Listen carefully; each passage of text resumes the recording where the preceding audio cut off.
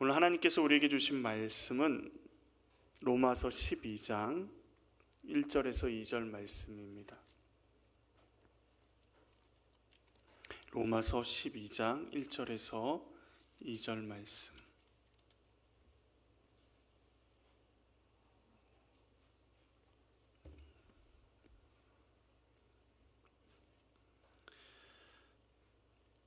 우리 같이 한 목소리로 보시겠습니다. 그러므로 형제들아, 내가 하나님의 모든 자비하심으로 너희를 권하노니 너희 몸을 하나님이 기뻐하시는 거룩한 산 제물로 드리라. 이는 너희가 드릴 영적 예배니라. 너희는 이 세대를 본받지 말고 오직 마음을 새롭게 함으로 변화를 받아 하나님의 선하시고 기뻐하시고 온전하신 뜻이 무엇인지 분별하도록 하라. 아멘. 할렐루야. 우리 옆 사람 보고 인사 한번 하겠습니다. 주님의 이름으로 사랑합니다. 예, 주님의 이름으로 정말 사랑합니다.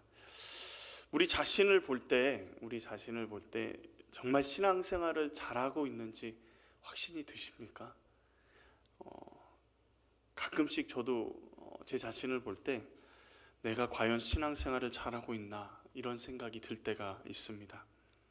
왜냐하면 우리 자신의 이중성 때문에 그렇죠. 교회는 다니고 있지만 예배 시간에는 뜨겁게 주님을 찬양한다고 찬양하지만 우리의 실생활에 돌아오면 교회에 다니는 사람이나 다니지 않는 사람이나 우리의 모습이 똑같을 때가 많기 때문에 그렇습니다. 그때마다 내가 과연 제대로 예수를 믿고 있는가라는 고민에 빠지게 되죠. 아이를 심하게 혼내고 나서도 그런 생각이 듭니다. 내가 제대로 예수님을 아이에게 가르치고 있는가?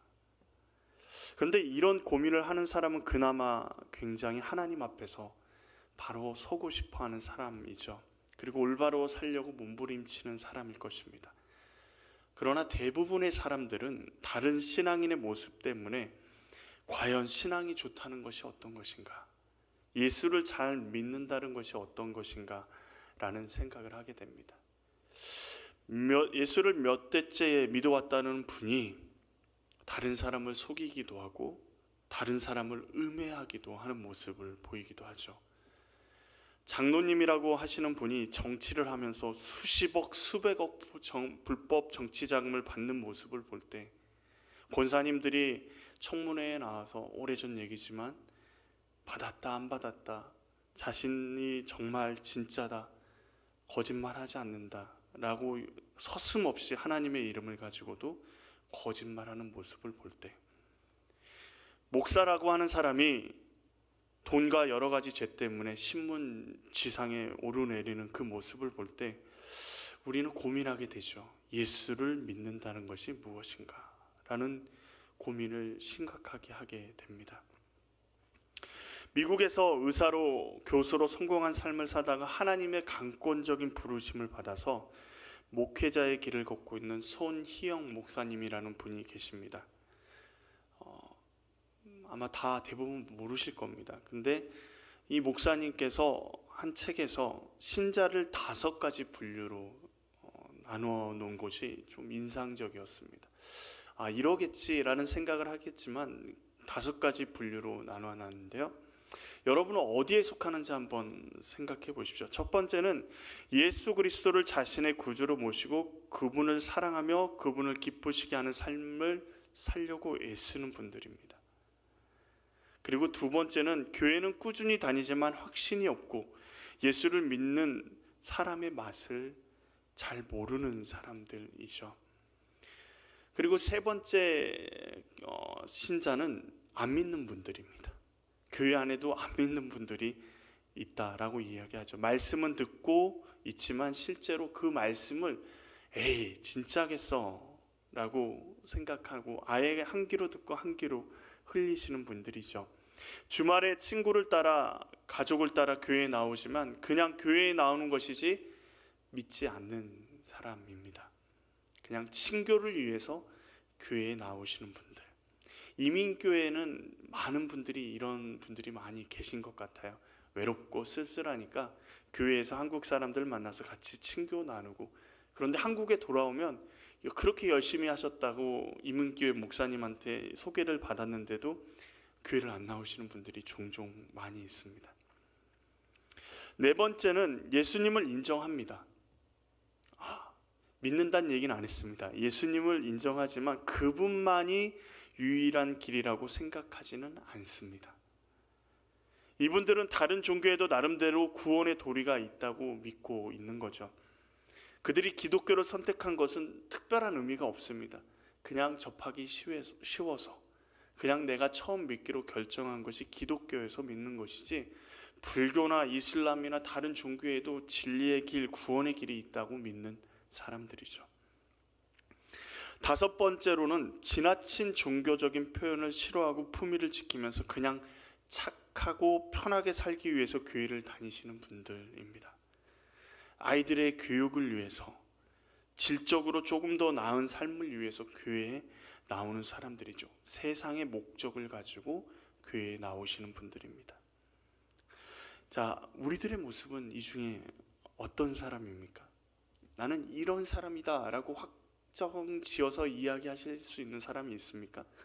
다섯 가지 사람 중에 때로는 첫 번째 사람이 됐다가 두 번째 사람도 됐다가 세 번째 사람도 됐다가 또 마음이 좀 너무 힘들 때는 다섯 번째 사람도 됐다가 여러 종류의 사람을 왔다 갔다 하는 것 같이 보입니다.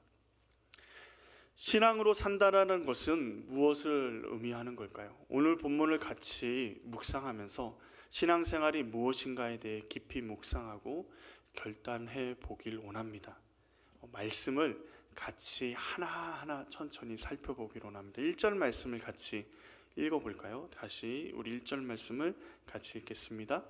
그러므로 형제들아, 내가 하나님의 모든 자비하심으로 너희를 권하노니 너희 몸을 하나님이 기뻐하시는 거룩한 산 제물로 드리라. 이는 너희가 드릴 영적 예배니라. 아멘. 오늘 본문의 제일 처음에 나오는 단어가 뭐죠? 그러므로라는 접속사입니다. 이 그러므로라는 이 말은 로마서 1장에서 11장 말씀을 알고 받아들였다라는 것을 전제하고 바울이 이야기하는 것이죠. 그렇다면 로마서 1장부터 11장까지의 내용은 예수를 믿고 구원을 받는 것에 대한 교리에 대해서 자세하게 설명하고 있습니다. 로마서를 읽어보면 1장부터 11장까지는 교리에 대해서, 그리고 12장부터는 무엇일까요? 그러므로라는 말은 구원을 받고 믿고 받아들인 너희는, 곧 구원을 알고 예수님을 믿음으로 구원받은 너희는, 11장의 내용을 온전히 받아들인 너희는 그러므로 라는 접속사를 통해서 교리를 배우고 구원을 받았으니까 이제는 구원받은 자의 삶을 살아야 한다라고 가르치고 있는 것입니다. 그런 권면의 기초가 무엇이라고 이야기하고 있습니까? 하나님의 모든 자비하심이라고 말하고 있습니다. 그리스도인의 삶 자체가, 우리가 구원받고 예수를 알고 교회를 다니고 있는 것 자체가 모든 것이 하나님의 자비하심이 없으면 이루어질 수 없는 것입니다. 곧 하나님의 자비하심을 바탕으로 그 모든 일이 가능해지는 것이죠. 벌써 우리가 이 교회에, 우리가 예수 그리스도를 믿고 주일 오전 예배만 드린 게 아니라 저녁 예배도 사모함으로 나오셨다라는 것은 우리 가운데 임하신 하나님의 자비하심이 엄청나다라는 것을 의미하는 것입니다. 이러한 하나님의 구원하심과 자비하심에 우리의 반응이 무엇이어야 합니까? 무엇이 올바른 반응입니까? 오늘 본문에서 무엇이라고 얘기하죠? 영적 예배라고 이야기합니다. 그렇다면 한번 질문해 보겠습니다. 영적 예배가 뭐죠? 영적 예배가 뜨겁게 마음을 다해서 예배 드리는 거, 이게 영적 예배인가요? 저희 집에 아이들을 같이 특별 새벽 기도회나 특별 예배나 하면 아이들을 꼭 같이 아내가 데리고 나가서 예배를 드리더라고요. 저는 어렸을 때 부모님이 특별 새벽 기도회라고, 그때는 또 40일 특별 새벽 기도회 이런 걸 많이 했지 않습니까? 40일 동안 부모님한테 끌려다니면서 엄청나게 힘든 경험들이 있어서 아이들한테 강요를 하지 않았는데 아내는 그렇게 얘기를 하더라고요. 그래서 같이 예배를 드리는데 아이들한테 하는 얘기가 졸면 집에 가는데 제가 민망할 정도로 아이들을 호되게 혼내더라고요. 예. 졸지 않고 하나님 앞에 예배 드리는 거, 이게 굉장히 중요하다. 예배에 성공해야 된다. 하여튼 여러 가지 이야기로 나중에는 엄마가 다 창피해서 얼굴을 못 들겠다. 이런 얘기도 하고. 그렇게 졸지 않고 하나님께 예배 드리는 게 영적 예배일까요? 성경에 이런 말도 있죠. 어떤 말도 있습니까? 사랑하는 자에게 무엇을 주신다고요? 잠을 주신다고. 예배 시간에 잠을 자는 것도 하나님의 은혜일까요? 예배 시간에 눈물을 흘리면서 하나님께 예배 드리는 것, 그것이 영적 예배일까요? 여러분이 생각하는 영적 예배는 뭡니까? 말씀을 들을 때 가슴이 뜨거워지는 그런 것일까요? 우리는 영적 예배를 생각하면 영적이라는 이야기 때문에 좀 추상적으로 정의하는 경향이 있습니다. 느낌적인 느낌으로. 영적 예배는 이런 것이다. 그래서 예배 시간에 찬양을 뜨겁게 드립니다.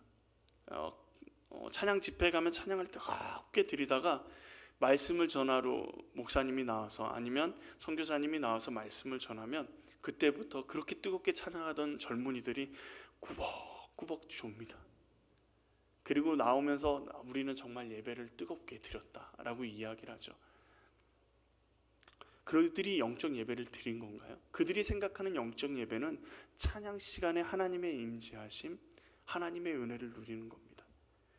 그러나 지금 제가 앞에서 이야기 드린 모든 것이 영적 예배라고 그걸로 정의할 수 없습니다. 오늘 본문에는 전혀 다른 얘기를 하고 있거든요. 1절 중반절에 보면 너희 몸을 하나님이 기뻐하시는 거룩한 뭘로 드리라고요? 산 제물로 드리라. 그리고 이러한 것들이 무엇이라고 얘기하냐면 1절 하반절에 뭐라고 얘기하죠? 이는 너희가 드릴 뭐라고요? 영적 예배니라. 그러니까 영적 예배란 너희 몸을 하나님이 기뻐하시는 거룩한 산 제물로 드리는 것, 이것이 영적 예배라는 것입니다. 영적이라는 말은 헬라어로 로키케라는 말로 합리적인 타당성이 있다라는 뜻을 가지고 있습니다. 그러니까 하나님께 거룩한 산 제물로 우리 몸을 드리는 것을 영적 예배라고 이야기한다면 우리 몸을 하나님께 거룩한 산 제물로 드리는 것이 합리적이고 타당한 예배라고 이야기를 하고 있는 겁니다. 영적 예배가 믿는 자로서 살아야 할 자세라고 말씀하고 있는 것이죠. 그러면 영적 예배에 대해서 알기 위해서 우리는 하나님이 기뻐하시는 거룩한 산 제물이 어떻게 되는지를 알아야 되지 않겠습니까? 구약에 보면 제물들을 전부 다 어떻게 하죠? 다 죽입니다. 제사장이 죽입니다. 안수하고 죽이고 내장을 다 꺼내고 각을 다 떠서 하나님 앞에 올려드리고 통째로 불살라 드리기도 합니다. 그렇다면 다 죽여서 드리는 제물인데 산 제물은 무엇일까? 민수기 8장 13절에 레위인을 아론과 그의 아들들 앞에 세워 여호와께 요제로 드릴지니라 라고 말합니다. 레위인을 아론과 그의 아들들 앞에 세워 여호와께 뭐로 드리라고요? 흔드는 제물로 요제로 드릴지니라 라고 이야기합니다. 성경에서, 구약 성경에서 하나님께 살아있는 사람을 제물로 드리는 유일한 경우입니다. 레위인은 어떤 사람이죠? 레위인은 하나님 성막에서 제사장을 도와 하나님의 일을 하는 사람들이 레위인입니다. 그들은 성막에서 일을 하는 사람들입니다. 하나님의 성막을 옮기고 하나님만을 위해서 일하는, 성전에서 일하는 사람들을 레위인이라고 이야기하죠. 그들은 하나님이 선택한 이스라엘 백성 중에서도 구별되어서 하나님께 드려진 사람들입니다. 그런데 이제 질문이 되죠. 레위인만 하나님이 선택한 사람들입니까? 아닙니다. 신약성경 베드로전서 2장 9절에 여러분 다 아시고 계시는 말씀인데, 그러나 너희는 택하신 족속이요 왕 같은 제사장이요 거룩한 나라요 그의 소유된 백성이니. 우리 같이 다시 한번 읽어볼까요? 띄워주시니까 같이 읽겠습니다. 시작. 그러나 너희는 택하신 족속이요 왕같은 제사장들이요 거룩한 나라요 그의 소유된 백성이니 이는 너희를 어두운 데서 불러내어 그의 기이한 빛에 들어가게 하신 이의 아름다운 덕을 선포하게 하려 하심이라. 아멘. 우리는 뭐라고요? 택하신 족속, 그리고 왕같은 제사장, 그리고 그의 소유된 백성. 우리가 누구 소유라고요? 하나님의 소유라는 겁니다. 하나님의 택함을 받은 하나님의 것이라고 도장 찍힌 사람이 누구예요? 바로 우리입니다. 그렇다면 사도 바울이 말하는 하나님이 기뻐하시는 산 제물이 무엇입니까? 산 제물이 되는 것, 예배 시간에 거룩하게 이렇게 하나님께 예배 드리는 것뿐만 아니라 그것도 중요하지만 레위인처럼 우리 삶을 온전히 하나님께 드리는 것이 산 제물이 되는 것입니다. 하나님께 온전히 오직 하나님 앞에 드려지는 제물, 베드로의 고백처럼 우리가 하나님의 소유된 사람이 되는 것을 말합니다. 하나님의 사역, 하나님의 일들을 하는 것. 가장 쉽게 생각하면 뭐가 있죠?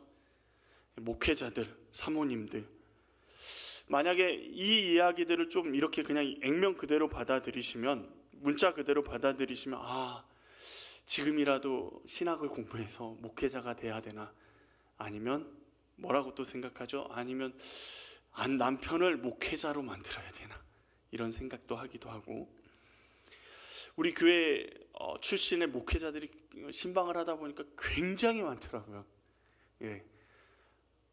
제가 보기에는 순천 제일교회보다 더 많은 것 같습니다. 예, 목회자이신 분들이. 그런데 이 많은 사역들을 감당하는 것이 목회자, 사모들, 아니면 선교사님들, 아니면 선교단체에 일하시는 간사님들일까요? 아닙니다. 오늘 본문에 너희 몸을이라는 단서가 붙어 있습니다. 몸이라는 단어는 헬라어로 소마입니다. 많은 학자들은 오늘 본문의 몸이라는 단어, 소마라는 단어를 전인격적인이라고 해석을 합니다. 오늘 본문에서 몸은 제사의 제물이라는 점에서 몸이라는 그 의가 하나님 전인격적인 우리의 모든 것이 강조된 표현입니다. 우리가 영적으로 너희 영을 하면 우리가 오해할 수 있겠잖아요. 영적인 것, 좀 추상적인 것으로 생각할 수 있으니까 하나님이 육신, 몸이라는 그 단어를 통해서 너희의 전부를 내가 원한다라고 말씀하고 강조하고 계시는 거죠. 예배 시간이나 기도하는 시간만 하나님과 교제하는 시간이 아닙니다. 우리 몸을 구체적으로 지목하신 이유는 우리 몸뿐만 아니라 우리의 삶 전체를, 우리의 육체와 생각과 마음과 영혼 전부를 하나님께 드리길 원하시는 것입니다. 여기서 하나님께 거룩한 산 제물로 우리 몸, 즉 우리의 삶의 전체를 하나님의 자비하심에 감격해서 드렸다면 우리는 누구의 소유죠? 하나님의 소유입니다.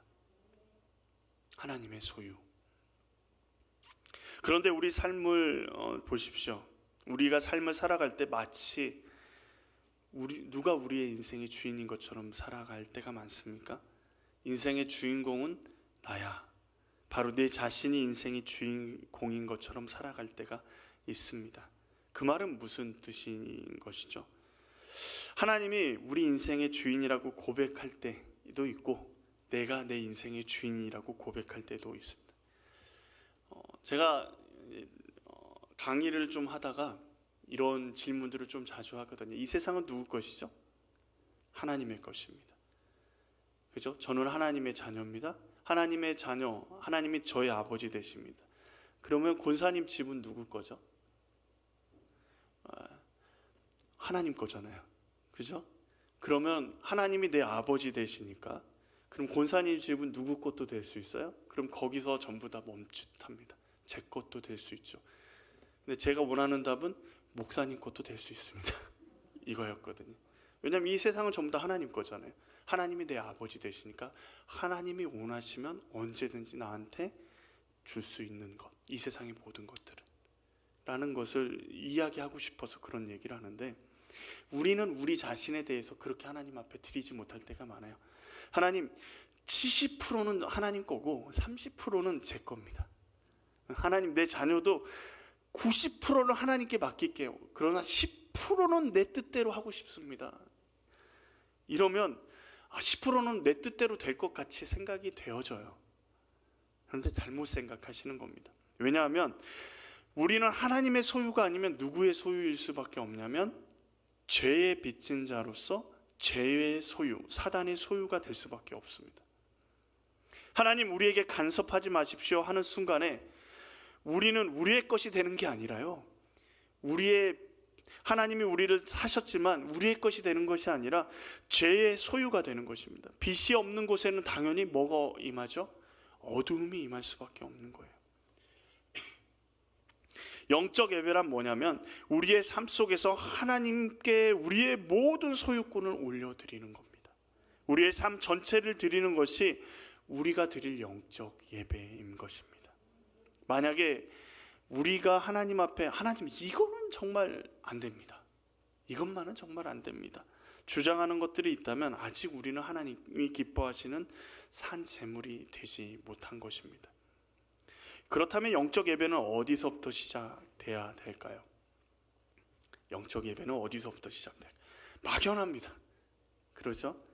그러나 시작은 간단하게 기초에서부터 시작하면 됩니다. 거창하게 저는 이제부터 하나님의 것입니다, 하나님 뜻대로 하십시오, 주님 말씀대로 살겠습니다 결단하고 이 집에 딱 나가시잖아요. 집에 가자마자 그 결심은 무너지게 됩니다. 아이들이, 그리고 남편이 팍팍 마음을 긁으면 어떻게 되죠? 하나님의 것이라고, 사랑으로 해야 된다고 이야기하는데 화가 불쑥 올라오죠. 그리고 모든 은혜를 다 쏟아버리는 경우들이 많습니다. 저는 단언하고 싶습니다. 그렇게 얘기하는 사람 중에 100이면 100 다 실패합니다. 조금 길게 이렇게 성공하다가도 넘어집니다. 사도들도 넘어지는데요. 사도 바울이 은혜 받고 누구랑 싸우죠? 바나바랑 싸워서 둘이 갈라져 나가잖아요. 베드로도 은혜 받고 하나님 말씀 전하다가 이방인과 밥 먹다가 유대 사람 성도들이 오니까 얼른 자리를 피하잖아요. 사도들도 실패하는데 우리가 성공할 수 있겠습니까? 기초부터 시작하셔야 됩니다. 영적 예배를 드리기 위해서 먼저 눈에 보면 알 수 있는 공적 예배를 회복하셔야 돼요. 영적 예배는 공적 예배의 회복에서부터 시작이 됩니다. 영적 예배는 지금 우리가 드리는 이 예배에서부터 시작이 되는 거죠. 예배에 감격이 없고 예배가 너무 힘들게만 느껴지고 매번 똑같은 말씀 똑같이 전하고 라고 생각이 되어진다면 오시기 전에 기도하셔야 합니다. 제가 이전에 사역했던 교회에 이제 권사님들, 신임 권사님들을 모았습니다. 그러니까 피택 받기 전에 권사님들을 모아서 무엇을 했냐면 1년간 토요일마다 강단 기도라는 것을 했습니다. 그러니까 주일 예배만을 위해서 1시간 정도, 1시간 한 20분, 30분 정도 같이 기도하는 시간을 갖는데 말씀도 별로 전하지 않습니다. 하나하나 세밀하게 기도를 합니다. 찬양 인도하시는 분, 찬양대 기도하시는 분, 그분들 한 분 한 분을 놓고 기도하고 오시는 성도들을 향해서 기도하고 막 이렇게 기도를 하는 시간을 강단에서 가져요. 그리고 말씀을 전하실 목사님을 위해서도 기도하고. 그런데 이제 강단 기도 토요일 날 새벽 기도 마치고 했거든요. 새벽 기도 마치고 하니까 너무 육체적으로 힘든데 할 때는 너무 힘들어요. 토요일 날 새벽 기도 마치고 성도들 어느 정도 가고 나서 그 다음에 모여서 또 기도를 새로 시작하니까 육체 체력적으로 너무 힘들더라고요.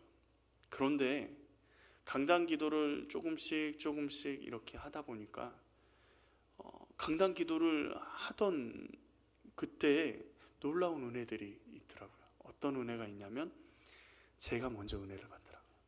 제가 먼저 예배 하나 순서 주일날 드리는데 순서지 보고 어제 기도했던, 그리고 그분의 이름을 손을 얹고 그렇게 기도하시는 우리 장로님을 위해서 기도했던 그 기도가, 장로님의 기도를 들을 때 내 기도가 응답되는 것들을 경험하게 되는 거예요. 하나님이 역사하심을 경험하게 되더라고요. 예배를 준비하는 게 굉장히 중요합니다. 주일 예배를 위해서 간절히 하나님 앞에 기도하십시오. 자녀들이 주일 예배를 드릴 때 자녀들이 축복받고 주일 예배 가운데 은혜 받길 위해서 기도하셔야 됩니다. 그냥 세상에서 잘 먹고 잘 살고 이번에 승진시험 잘 보고가 아니라 우리 자녀들이 예배에 성공하길 위해서 기도하셔야 합니다. 매일 똑같은 예배 똑같이 드리니 감격이 없고 똑같이 생각하니 그렇지만 기도로 준비한 예배는 감격이 다릅니다. 오늘 하나님께서 우리를 예배의 자리에 부르신 이유가 분명히 있습니다.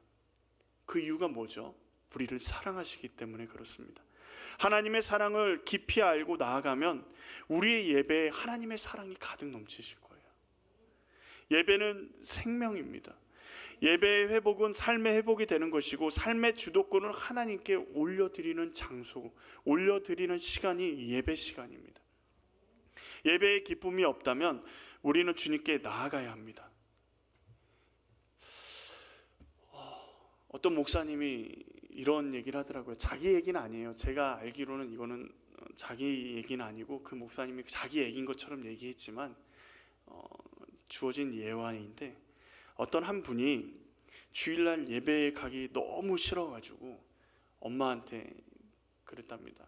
나 예배 가기 싫다고 엄마한테 엄마 더 이상 나는 예배 가기 싫어.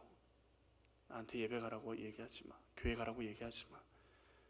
라고 얘기하니까 엄마가 어르고 달르고 교회를 가야 되지 않겠냐. 너가 막 이렇게 얘기하는데 안 된다고 난 절대 이번 주부터 나는 교회 가지 않기로 나는 결단했다고 막 그러면서 이렇게 짜증을 내고 있으니까 엄마가 결정적인 한마디를 하셨습니다. 야, 그래도 담임 목사인 네가 교회를 가야지.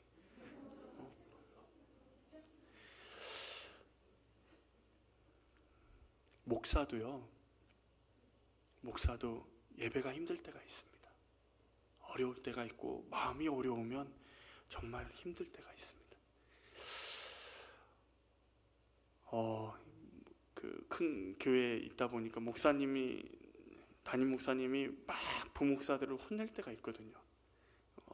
엄청나게 혼내실 때가 있습니다. 근데 방금 전에 그렇게 혼내시고 올라가셔가지고 말씀을 전하실 때 은혜가 되겠습니까? 목회자들한테? 저는 그 경험을 굉장히 많이 했습니다. 저희 아버지가 주일날 아니면 토요일날 굉장히 많이 막 뭐라 그러시고 네가 그렇게 막 일장연설을 하시고 설교를 하시는 거죠. 하시고 주일날 딱 강단에 올라가면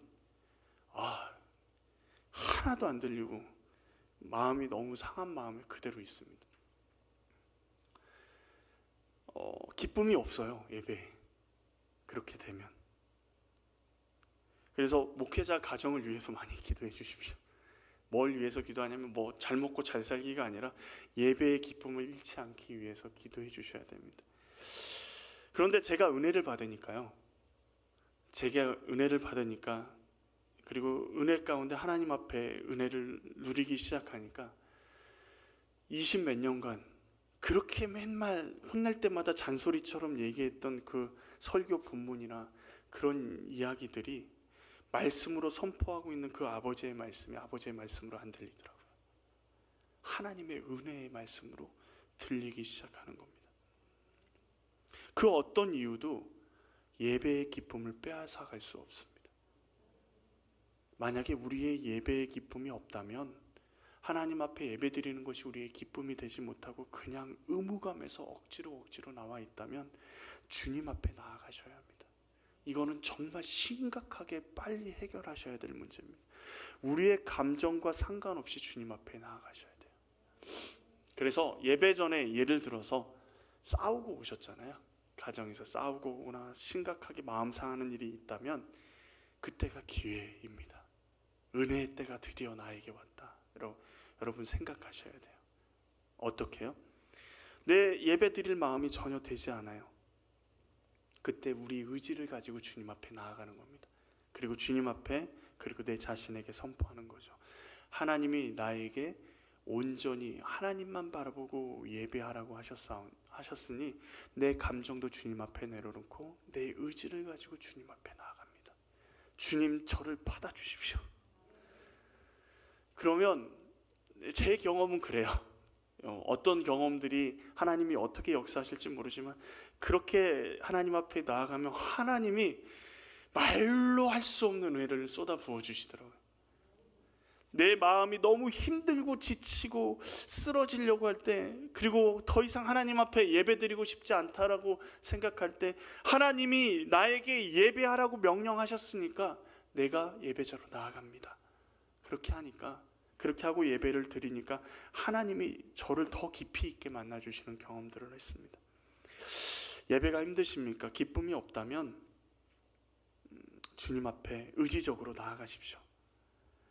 주일 예배, 주일 저녁 예배만 드려 너무 기쁨이 없으면 수요 기도에도 나오시고, 그리고 또 새벽 기도에도 주님 앞에 의지적으로 나오십시오. 그리고 주님 앞에 간절히 매달리십시오. 말씀이 어떠하든 찬양이 어떠하든 주님이 역사하실 것입니다. 예배의 자리에서 실패하면 삶의 자리에서 영적 예배에 성공할 수 없습니다. 우리는 하나님께 거룩한 산제사로 우리를 하나님께 드렸습니다. 하나님만이 우리의 존재의 이유가 되시고 우리의 삶의 이유가 되십니다. 하나님께서 계신 곳에 우리의 기쁨이 있을 수밖에 없습니다. 하나님의 사랑과 은혜를 예배의 자리에서 우리의 이제 삶의 자리로 가지고 와야 합니다. 우리의 삶의 자리로 가지고 오는데 고민이 되죠. 어떻게 하나님 앞에 영적 예배를 드릴 것인가 고민이 됩니다. 그런데 이 고민은 너무도 당연한 고민입니다. 공적 예배의 감격과 말씀이 예배의 현장에서 끝나기 때문에 자꾸 우리 마음 가운데 회의가 들고 내가 제대로 살고 있는가라는 생각이 들죠. 말씀이 구체적으로 우리의 삶 가운데 신앙생활에 구체적으로 적용되어야 합니다. 추상적으로 뜬구름 잡는 것이 아니라 구체적으로. 그러기 위해서 우리는 예배를 드리고 이 말씀을 내 삶 가운데 어떻게 적용할 것인가 고민하셔야 돼요. 이제는 예배의 기쁨과 감격이 우리의 삶의 중심으로 와야 하는데 어떻게 그렇게 될 수 있는가를 찾아야 합니다.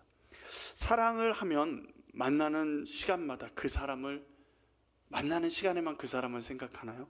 사랑을 하면 어떻게 하죠? 어딜 가든지 무엇을 하든지 그 사람을 생각하게 됩니다. 사랑을 하면 하나님의 사람으로 영적 예배를 어떻게 드릴지에 대한 고민, 그런 생각들은 우리의 삶 가운데 당연한 것입니다. 그러나 그것을 구체화시켜야 되는데, 그래서 우리의 삶 가운데 연습을 해야 됩니다. 2절 말씀을 보실까요?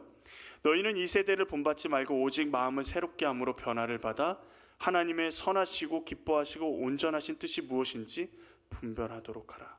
우리의 삶의 현장에서 이 세대를 본받지 말아야 합니다. 날마다 마음을 새롭게 하고 지켜야 합니다. 그리고 하나님의 뜻을 분별해야 합니다. 어디에서 본받지 말고 마음을 새롭게 함으로 지키고 하나님의 뜻을 분별해야 합니까? 우리의 삶의 현장에서요. 종교개혁자 칼빈이 도시에 관한 글에 대해서 이런 내용으로 글을 했습니다. 칼빈이 했던 도시 제네바 시에 대한 글입니다. 대장장이는 하나님의 사자로서 대장장이의 일을 행하고 구두수송공은 하나님의 사자로서 구두수송공의 일을 행하고 있다. 마틴 루터도 비슷한 이야기를 합니다. 가장 유명한 3가지 논문 중에 독일 크리스찬 귀족에게 보내는 글에서 그는 이렇게 얘기합니다. 이 모든 것에 그들이 말하는 바 평신도와 사제와 군주와 주교와 영적인 것과 세속적인 사이에는 실제로 직무와 일에 관해 차이 이외에 아무 차이도 없다. 곧 그들은 참 사제이며 주교들이며 교황들인 것이다. 구두수송공 대장장이 농부는 각기 자기들의 일과 직무를 맡고 있으면서도 그들은 다 성별받은 사제와 주교와 같다.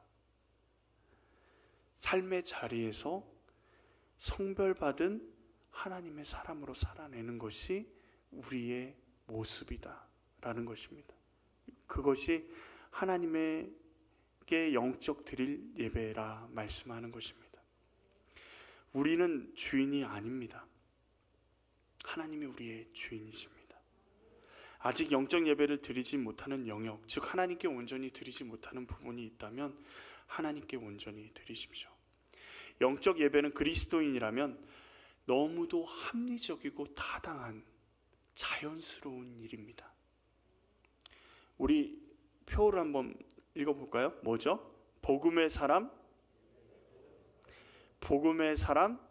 예배자로 살게 하소서. 복음의 사람 예배자로 살게 하소서. 저는 살게 하소서도 좀 아닌 것 같아요. 복음의 사람 예배자입니다. 우리는 영적 예배를 드리는 2023년을 하나님 앞에 기쁘게 올려드릴 수 있기를 원합니다. 예배가 살아있고 우리 공적 예배 현장 가운데서 예배의 능력이 드러나기를 원합니다.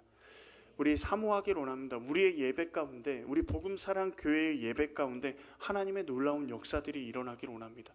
사도행전에만 일어났던 역사들입니까? 아닙니다. 하나님의 역사는 우리의 예배 가운데도 하나님은 동일하게 역사하시고 하나님은 함께하고 계십니다.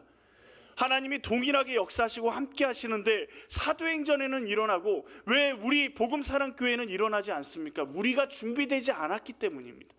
우리가 하나님 앞에 우리의 자신을 온전히 내어드리지 않았기 때문입니다.